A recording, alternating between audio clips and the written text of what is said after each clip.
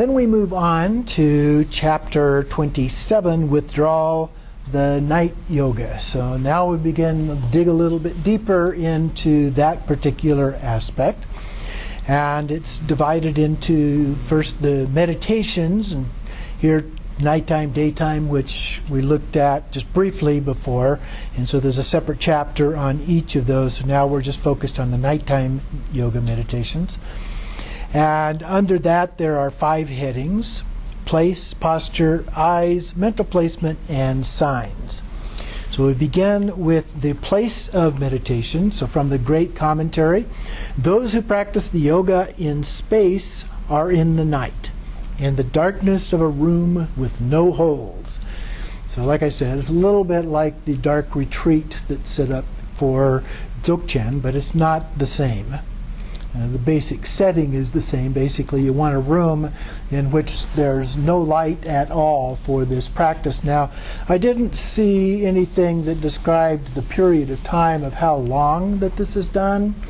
The dark retreat in Dzogchen is traditionally done for 49 days, and that corresponds with the 49 days of the Bardo. So that's a little bit different than what we're talking about here. But that also brings up other issues in terms of the practicality of doing it, like having access to toilet facilities or shower facilities, and having somebody bring food, and all of those kinds of practical matters in order to stay for a long period like 49 days, as well as maybe a psychiatrist just in case. A helpline. Helpline, yes. Reggie Ray. Okay, so on page 412 then, about the middle of that long paragraph at the top, the windows should be easy to cover with a blanket, for example, not even a hole the size of a hair tip in the room. The entrance should have 3 turns to cut out all light. If that is not possible, hang a curtain over any cracks or openings in the door and make the room very dark. And of course, in dark retreat, it's not only very dark, but after having stayed in it for a while, you can't see any inkling of light whatsoever.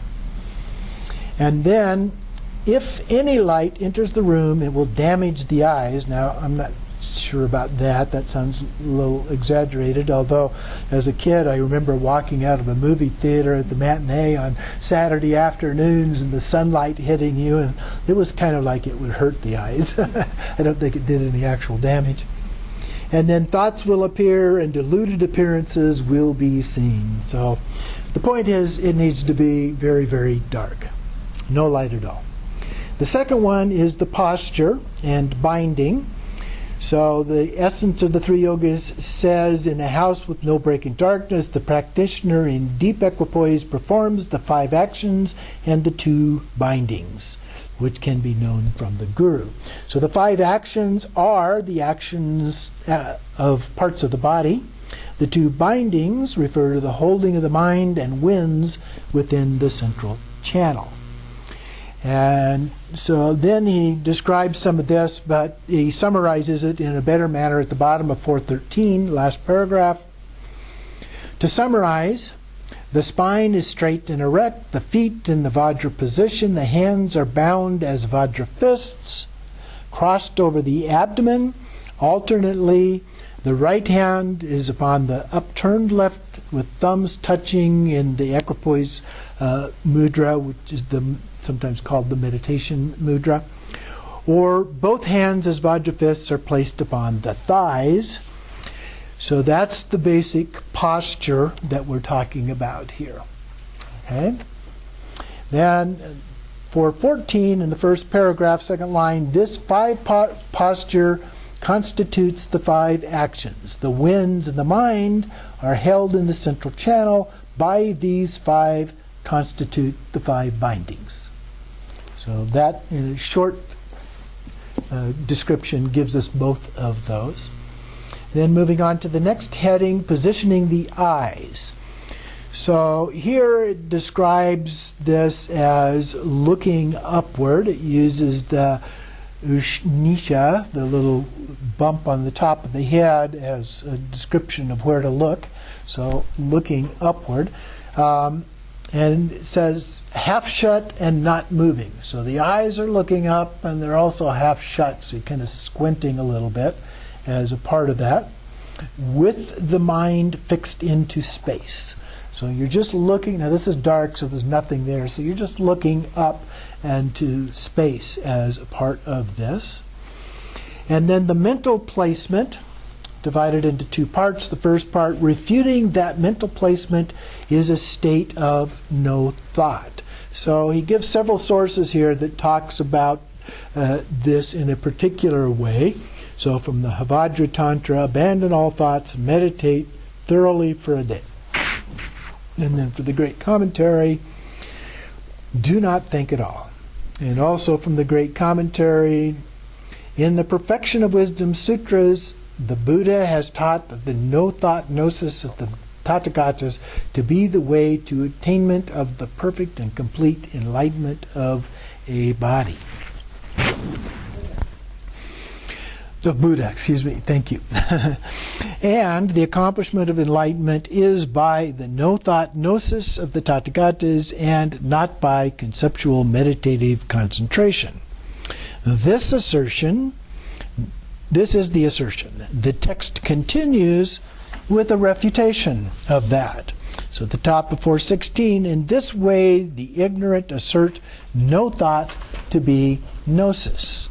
Okay, so he's not refuting the idea of no thought per se. He's refuting the idea that this no thought is equivalent to gnosis. Okay, now gnosis is a direct knowing in general use of the term, and the way that it's generally applied here as well. In the next quotation, then, the last three lines, meditative concentrations are not without thought because they possess the characteristics of self-perception and are not examples of inanimate emptiness. You know, sometimes we use inanimate things and inanimate emptiness kind of sense, empty space, as a way of trying to describe the idea of no thought. So he's saying this is not what this is. Okay? And then in the commentary right below that, also a refutation by logical sequence states that in a deep sleep, a state of no thought and no mental activity naturally occurs, and therefore all living beings must be Buddhas. Of course, from a Dzogchen perspective, they are, but he's differentiating there. And then skipping about 5 lines or 6 lines, the yoga of the Mahamudra is well known to involve looking at the mind. But that mind, in quotes, refers not to the various transient states of mind, but to the primordial mind of clear light. Okay? So, what are the meanings of the lines such as abandon all thoughts and in darkness do not think at all? They mean apart from mental application to the objects of meditation. So the mind is focused on the object of meditation, so aside from that, there are no thoughts. So you might think of it in just basic shamatha meditation where you're focused on an object. It's no other thoughts coming up while you're focused on the object. Okay? But you are paying attention to and focused on the object at that time. And then he goes on to say, so what are the meaning? Oh, we did that apart from meditation. Then the Vajra Tantra says, and going back to the bottom couple of lines there, focus your mind one-pointedly on the objects for half a month or even a day and night. And then the third line at the top of 417, in order to see the spectacles of empty forms such as smoke and so forth. And then also quoting from the Vajra Tantra just below that, having abandoned all thoughts, the mind in deity form unceasingly for a day complete the meditation.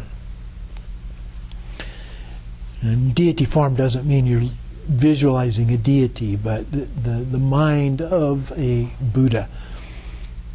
And then on this verse, the Vajragarbha says, if those who lack the fortune to be able to strive in this yoga of no self for half a month can place their minds one-pointedly on emptiness even for a day, abandoning all other objects of mind, trustworthy signs of the path will appear. These are signs of withdrawal achieved by withdrawal yoga. And then skipping to the next paragraph, middle of that, with the first quote there, abandon all thoughts is explained by the line, abandoning all other objects of mind, which means to abandon meditation objects other than those of withdrawal yoga. And then from the Vajragarbha commentary, therefore, abandoning all thoughts by using meditative concentrations other than those of the concentrations of withdrawal yoga and meditating for a day and night will not produce trustworthy signs. This clearly teaches that abandoning all other thoughts and meditating on the concentrations of withdrawal yoga for a day and a night will produce trustworthy signs. Other meditations will not. So I think that's fairly clear. I'm not sure that his explanations actually negate the explanations that were given as contrary to that in terms of a complete logic, but the basic idea, I think, is at least sufficient. So moving on to 418, this next part, the validity of mental placement by mental application to an object, divided into two parts. First, presenting sources to show its validity. So we have from the great commentary, with mind fixed into space, eyes unclosed, the Vajra path is entered. From the emptiness arises smoke, mirage, a clear, uncontaminated light in the sky, and a butter lamp flame.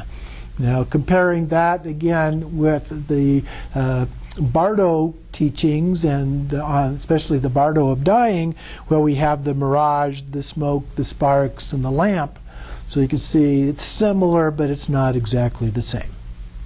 The commentary then says, third line down, here the winds enter the central channel, and from total emptiness, the signs of smoke and so forth are seen. So this is where the winds, because of the focus, the position, the posture, and so forth, but it's the focus really that allows the winds to enter the central channel and be stabilized therein.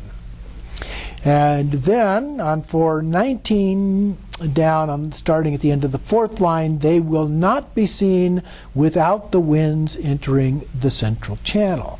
And then skipping another 3 or 4, the object of meditation is space, and a single pointed placement of the mind onto that object is the mental placement. From this, the winds will enter the central channel. And so then he quotes from Naropa and some other sources that basically support this same argument. And he says on the top of 420, to accomplish this, the meditation on Mahamudra and so forth. So it is this idea of Mahamudra, or a basic emptiness in terms of the focus of attention. And then at the very bottom of the page, that last paragraph, this explains that space is the object of meditation, with space and emptiness as being the objects of meditation during withdrawal yoga. So these must be synonymous. So the space and emptiness must be synonymous. And the last line there, how is the mind to be placed in such a state? So then we go to the second part, the actual placement of the mind. And here we have various assertions of previous Tibetan masters. So he has Bhutan asserts that the eyes are focused into space in a darkened room directly in front of the point midway between the eyebrows. And so that's a little bit different than looking way up. So it's between the eyebrows, so it's up a little bit. The mind is also one-pointedly focused on the emptiness that is the space. And then the Jonang and their followers are also described basically the same.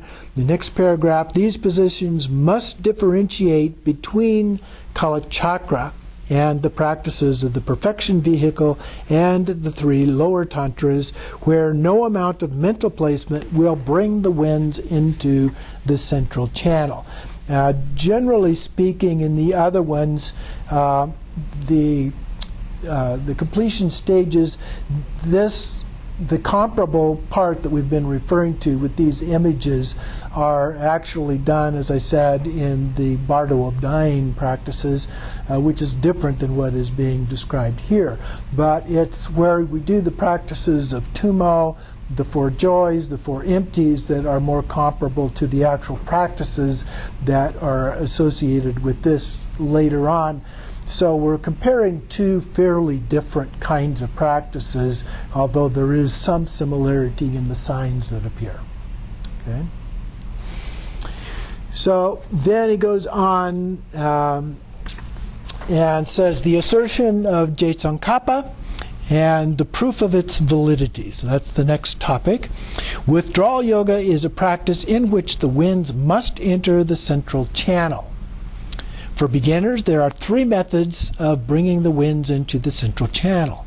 The first one, using external mudra consort to awaken the practice of pranayama. Second, the wind yoga practices of highest tantra. And third, penetrative focusing upon the points of Vajrabhati.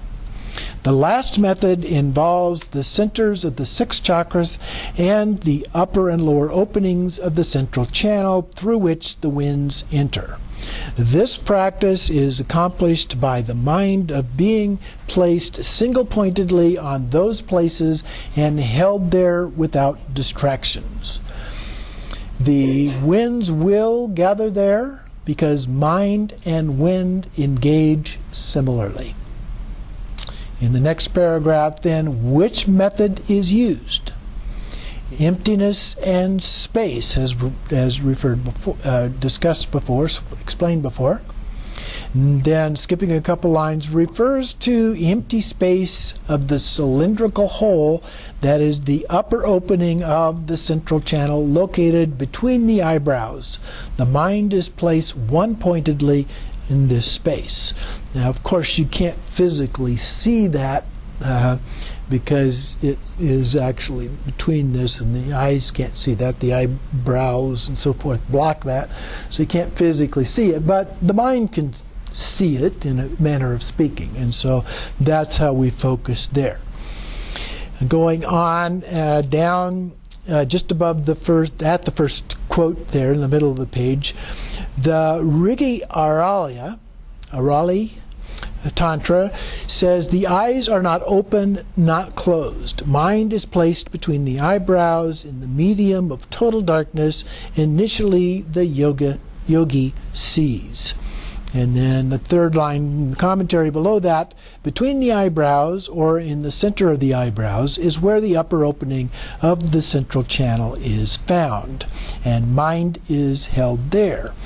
At the top of 423, starting on the 5th line, this produces the signs of smoke and so forth, the last of which is a hair-sized black line, in which the yogi meditates vividly on all the various prognostic, mirror-like, animate and inanimate phenomena.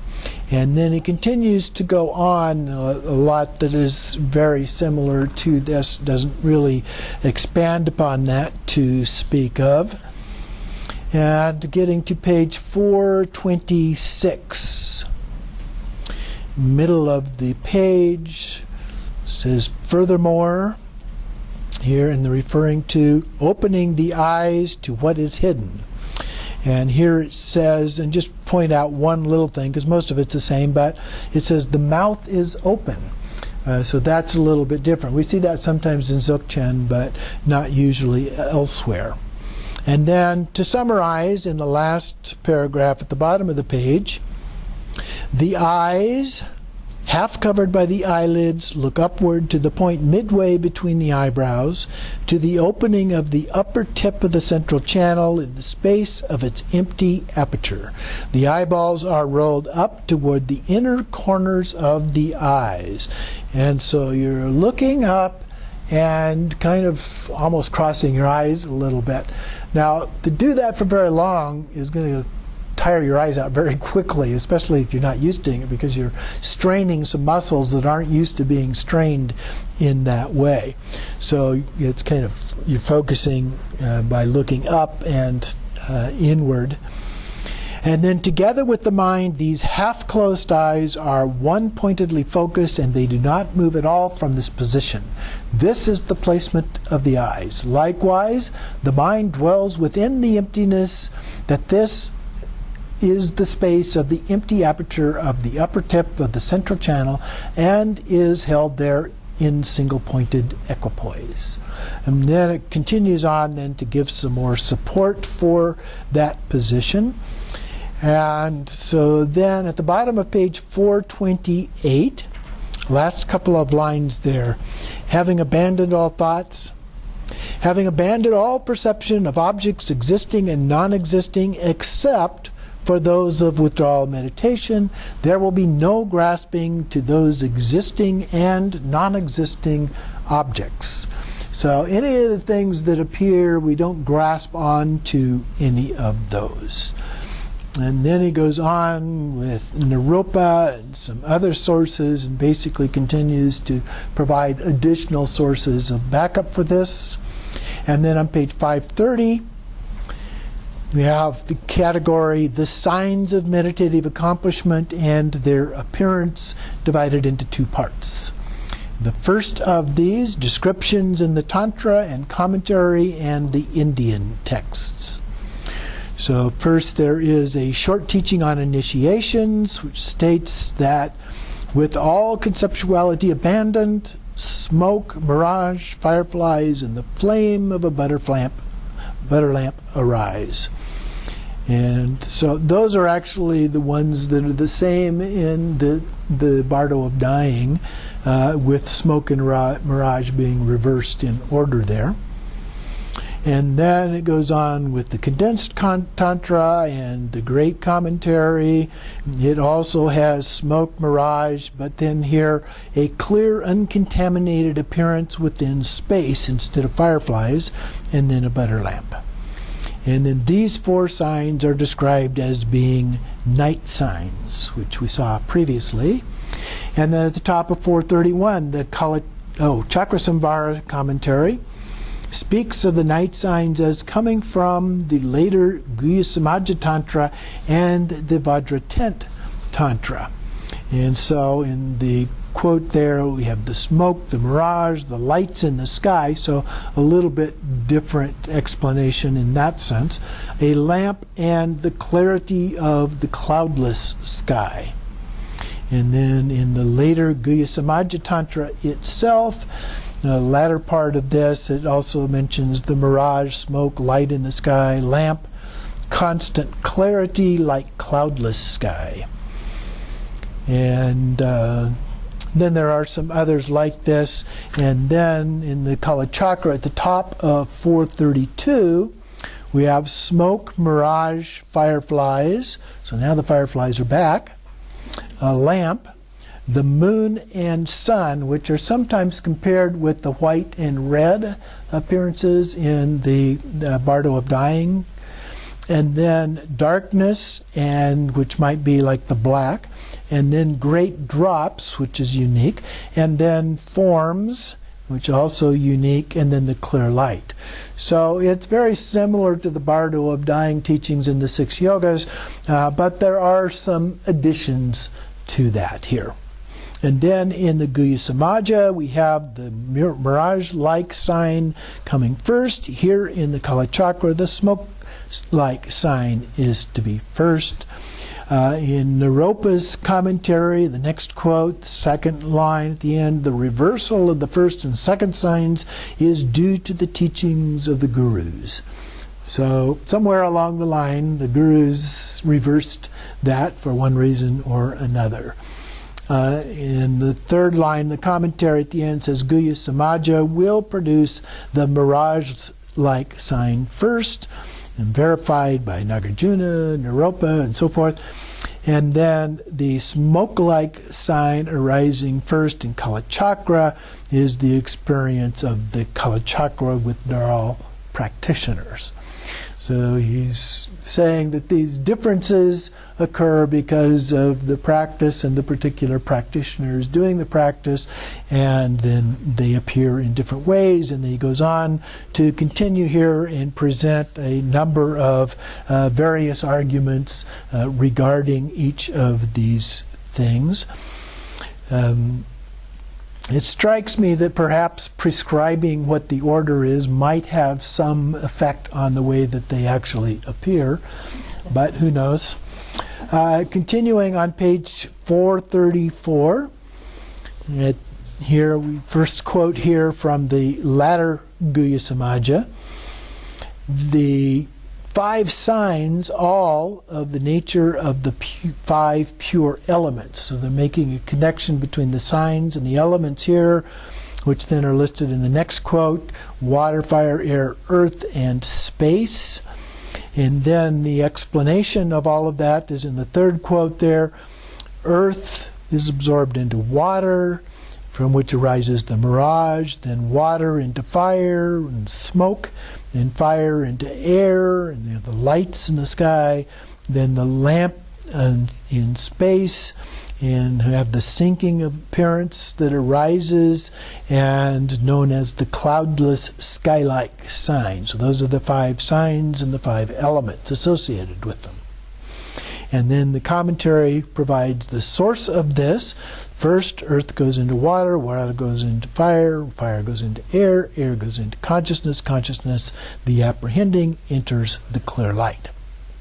And therefore it is acceptable to explain the Guhya Samaja's assertion that the mirage, being the first sign, as a literal explanation. And then on 435, below the quote, down about 5 lines, the nature of the 10 signs from Kalachakra is that of purified method and wisdom. The 5 sense objects, form and so forth, are wisdom, and the 5 sense organs, eyes and so forth, are method. These 10 types of purified method and wisdom arise from the 10 winds entering the central channel. Then skipping down a line, at the heart are located the 5 winds that move the 5 sense consciousness to the 5 sense objects. These engage objects in dependence upon the 5 sense organs. Also at the heart are the 5 enhancing and clarifying winds of the 5 sense objects of form and so forth. These 10 winds are stopped from flowing into the right and left channels and instead enter the duty or central channel. This halts the activity between the 5 senses and the 5 sense objects, thereby bringing about the appearance of the 10 signs. So it gives a detailed explanation of how we perceive the causes of these signs to appear.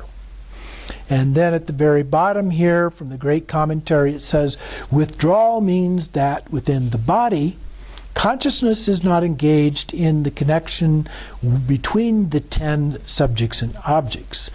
The 5, eyes and so forth, are engaged in empty form objects. So these signs are being described as empty form objects. They're not real in our ordinary use of the term real, but they are part of our visualization that comes out of this. On 436 then, we have a summarized description of how the signs arise. When the yogi has developed some concentration from a correct practice of mental placement, posture, and eye positioning, the position of the eyes will cause the winds to move the eye consciousness to its objects to stiffen and withdraw. The winds will move the other sense consciousness to their objects and will do the same. At this time, the connection between the sense and sense object is broken and various signs will appear. However, these are not the actual signs of withdrawal. We mentioned that before. Then the apprehending and apprehended winds, along with other winds that flow through the nostrils, will enter the central channel.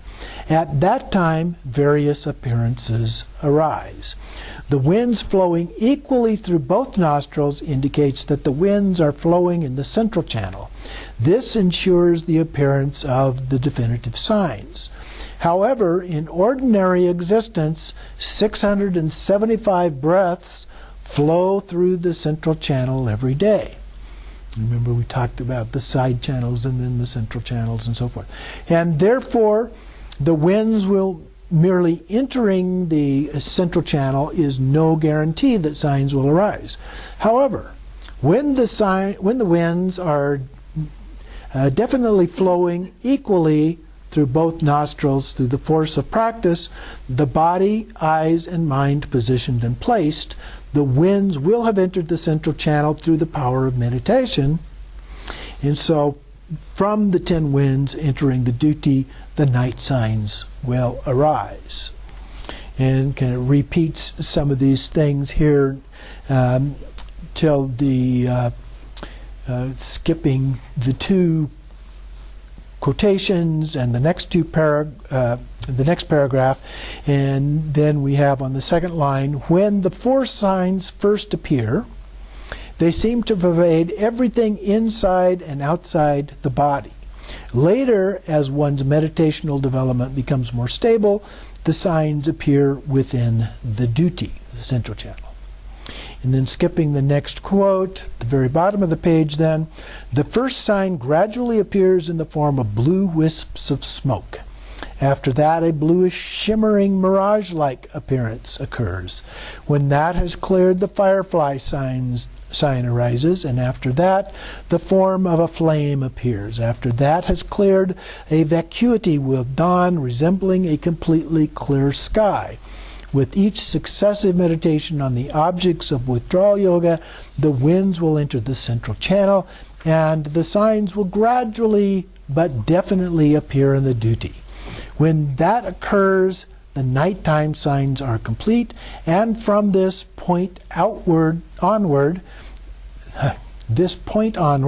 the yogi enters the daytime yoga, which is the next chapter. So we will stop right there for now and talk about the daytime day yoga next time.